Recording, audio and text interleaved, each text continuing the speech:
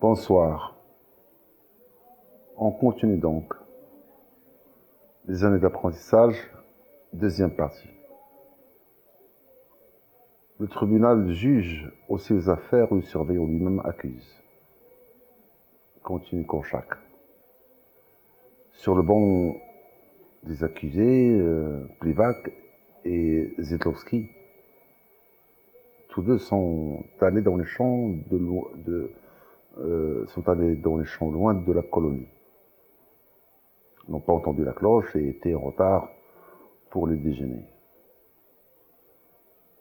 Ne saviez-vous pas qu'il est interdit de sortir tout seul, qu'il y a danger d'aller trop loin, quand on peut s'égarer, se noyer dans la rivière, être attaqué par les vaches ou mordu par un chien? Ignorez-vous qu'il ne fallait pas arriver en retard au petit déjeuner pour aller se baigner ensuite? N'a-t-il pas de passe pour jouer ici? Les deux garçons avouent qu'ils y sont allés pour cueillir des fleurs. Messieurs les juges, ces garçons sont sans doute coupables. Il n'est permis en aucune manière d'arriver en retard pour le repas, car son garçon ne peut pas attendre un ou deux de leurs camarades. Nous ne pouvons pas non plus aller les attraper ou les traîner à la maison. C'est pour cela que nous avons une cloche. Il faut la guetter. Il faudrait punir les fautifs. Et pourtant, il est permis à la campagne de cueillir des fleurs. Et ces deux garçons étaient si contents de le faire qu'ils ont oublié l'heure du repas. Plivac vient pour la première fois à la colonie. Zetlovski était dans un endroit où il y a peu de fleurs. Alors, on pourrait peut-être pardonner leur première escapade. Après un court de délibération, les inculpés furent acquittés.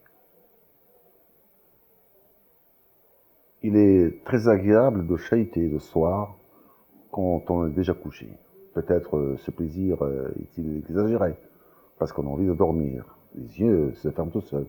Mais pourquoi ne pas essayer quand c'est interdit?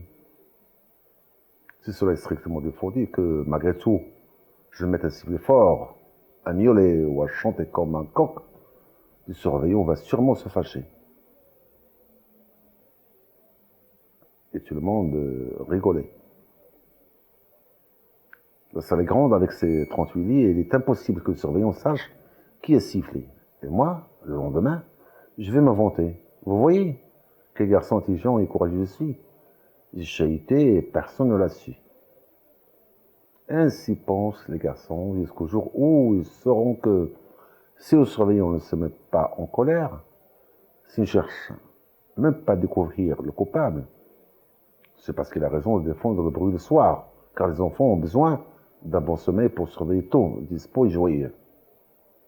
Hier soir, il y a eu du tapage. Aujourd'hui, tout le monde se tient devant les juges pour répondre à la question qui a crié, chanté, aboyé, miaulé ou tapé des mains. Tout le monde nie, se dérobe. Le surveillant a pris seulement deux garçons en flagrant délit. Et ces deux-là sont Vachk et Prager, qui se trouvent sur le banc des accusés. Comment les punir, messieurs les juges? La punition doit être sévère. Ces deux garçons, non seulement se privent de sommeil eux-mêmes, mais ils empêchent les autres de dormir. Leur faute est grande, alors quelle punition devons-nous leur affliger? Avant de répondre à cette question, nous devons en poser une autre, plus importante.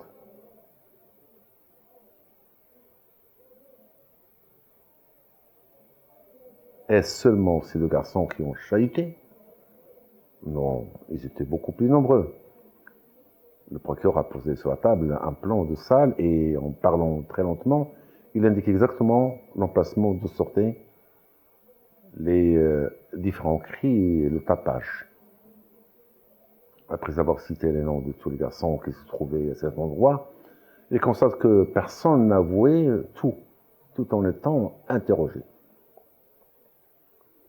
Le procureur s'est tu. Un homme considérable parmi le public a baissé les yeux. du jour d'un juge se sont colorés quand il a entendu son nom parmi ceux que le procureur a signalés. Pourquoi donc seuls Vachk et Prager se sont fait remarquer? Pourquoi eux, deux seulement, ne se sont pas cachés, alors que tous les autres ont réussi à le faire? Parce qu'ils ne sont pas des malins, qu'ils sont petits, sans expérience, ou parce qu'ils ignorent à quel point le bruit nocturne est rigoureusement défendu dans le dortoir. Avons-nous, dans ce cas, le droit de punir les moins coupables, alors que les autres, du fait qu'ils sont plus intelligents, méritent d'autant plus la réprobation qu'ils ont menti devant le tribunal? Tous se sont rendus coupables, même ceux qui ont entendu le bruit de leurs voisins et n'ont rien fait pour les faire taire. Je propose donc, messieurs les juges, d'acquitter Vachk et Prager et punir tout le monde. Grozovski ne jouera pas ce soir du violon pour vous souhaiter bonne nuit. Les délibérations furent longues et le verdict fut le suivant. Acquittement de Vachk et de Prager. Puis la permission à Grozovski de jouer ce soir avec l'assurance que le vacarme ne se répétera plus. Les garçons ont tenu leur part. C'est à dessein que j'ai repris ce chapitre de Yoski, Moski et Sroul. Il y a deux raisons à cela. La première, c'est qu'on a tendance à dater l'entrée de Korchak dans le domaine de l'éducation à partir de 1912, année durant laquelle il s'installe à la maison de l'orphelin en tant que médecin éducateur, comme on l'a vu. Alors que ses expériences dans ce domaine remontent à quelques années plus tôt. La seconde est intimement liée à la première. Ce chapitre nous montre bien que c'est d'abord dans le cadre d'une colonie de vacances que Korchak expérimente l'une des principales techniques éducatives, le tribunal des enfants, auquel nous arrêterons dans une autre leçon de cette série de conférences.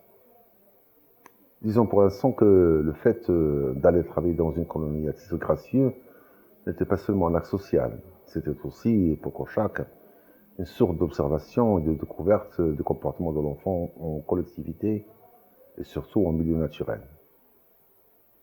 Le scientifique, le médecin devenu éducateur, apprend donc son nouveau métier dans un laboratoire à ciel ouvert. Et il y a là, à mon avis, de quoi faire réfléchir plus d'un philosophe de l'éducation. Assurément, d'autant plus que Korchak va renouveler cette expérience l'année suivante, c'est-à-dire en 1908. Il n'y a pas très longtemps, écrit-il, je terminais le soir de Yoski, Moski et Sroul. Tout ce qui est arrivé aux enfants juifs pendant leurs vacances, il était très fidèlement relaté. Il se trouve que ce livre a plu aux jeunes, dit Korchak. Évidemment, comment toutes ces curieuses aventures arrivées à son garçon auraient pu déplaire. Or, le récit qui suit, dit Korchak, Jaski et Francky, sera encore plus captivant. La raison en est que le bois de Vilmovka est immense. Les garçons pourront y ramasser des vraies myrtilles, des champignons, à l'aide de branchages, construire des cabanes. Dans ces dernières seront créées deux résidences célèbres, la montagne d'Amour et la montagne Chauve. Il faut dire que la présence d'une colonie de vacances, d'une colonie de filles proche de celle des garçons, contribuera largement à rendre ce séjour intéressant. De là viendront bien des événements comme l'attaque de la petite maison de Pauline, car n'oubliez pas que parmi 150 garçons, on trouve aussi des voyous. Ainsi commence ce deuxième récit, dans lequel Korchak décrit la vie de petits colons catholiques. Cette nouvelle aventure va lui permettre de mettre au point les techniques éducatives qu'il avait expérimentées l'année précédente au camp juif.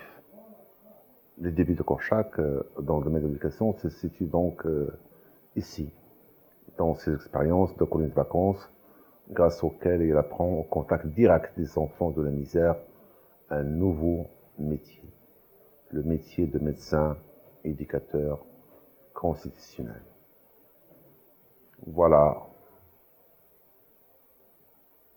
cette leçon donc est terminée. Je vous dis au revoir et à très bientôt, Inch'Allah. Merci.